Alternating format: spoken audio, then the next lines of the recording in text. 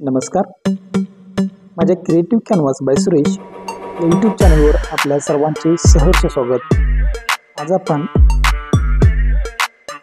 बांगडा मासा याचे रेखाटन करून रंगवणार आहोत. या ठिकाणी बांगड्याचा आकार रेखाटन केलेला आहे.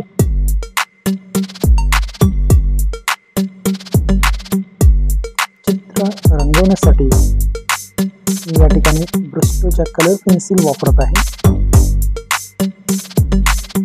मासा जर पाहिला तर माशावरती त्याची जी त्वचा जी आहे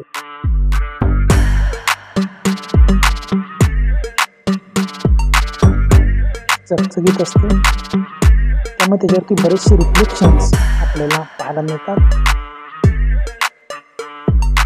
माशावरती सर्व रिफ्लेक्शन आपण आजूबाजूचे पडलेले रंग त्याच्यावर दाखवायचे आहेत.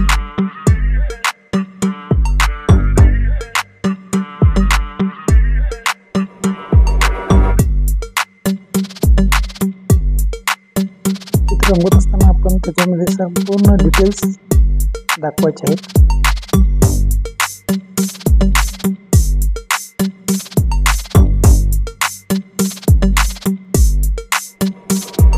ओलसर असल्यामुळे त्याच्यावरती आपल्याला रिफ्लेक्शन्स पाहायला मिळतात.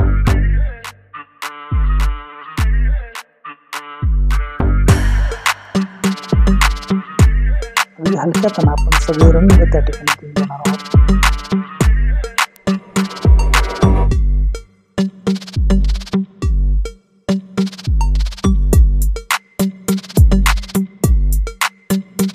माशावरती असलेले गडद रंग हलक्यापणा आपण द्यायचे आहेत.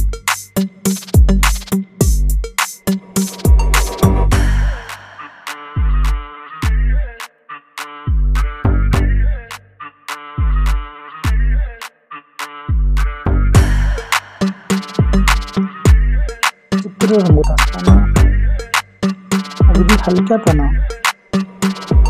पेन्सिलच्या साहाय्याने छटा मिक्स करून द्यायचे आहेत. माशावरती दिसणारे सर्व बारकावे आपण पेन्सिलच्या साहाय्याने अगदी हलक्यापणा करणार आहोत.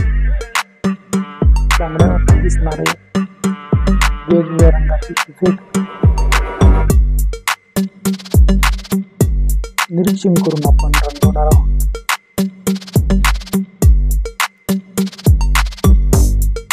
या ठिकाणी डिटेल्स आपण देत आहोत. सर्वच दिसणाऱ्या छटा एकमेकांमध्ये हलक्या मिक्स करायच्या आहेत.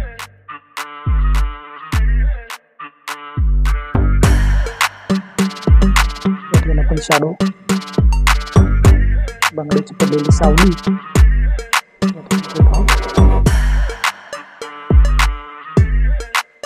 बांगड्याच्या अगदी लगतचा भाग डार्क करून घ्यायचा आहे.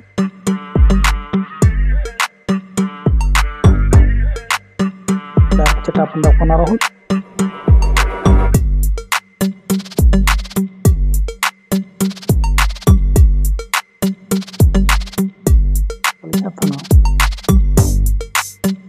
सावली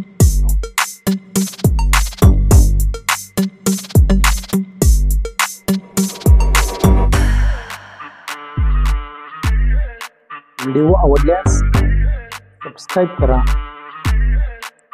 लाईक करा आणि शेअर करा.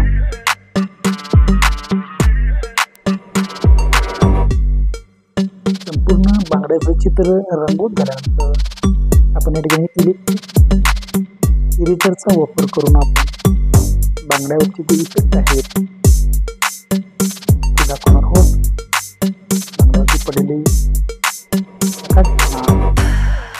हायलाइट्स आपण या इलेक्ट्रिक इरेजरच्या माध्यमातून काढत आहोत. गरजेनुसार आपण पांढऱ्या रंगाची पेन्सिल सुद्धा वापर करणार आहोत।